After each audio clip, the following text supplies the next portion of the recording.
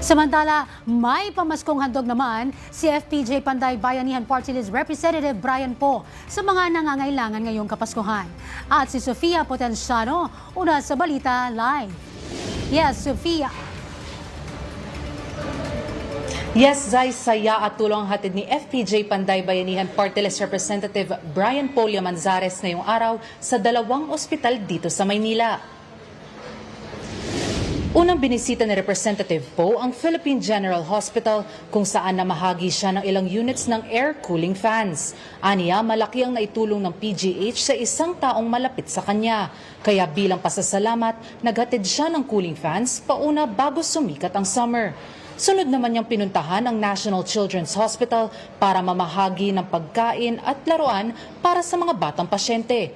Para kay Representative Poe, ito ang perfect time para ibalik ang natamasang pagmamahal mula sa publiko, lalo na sa pinaka-nangangailangan. Zay, tiniyak ni Representative Poe na ipagpapatuloy niya ang pamamahagi ng tulong kahit naka-Christmas break ang Kongreso. Mula dito sa National Children's Hospital, nauuna sa balitang totoo at laging bago. Sofia Potenciano, alauna sa balita, Congress TV.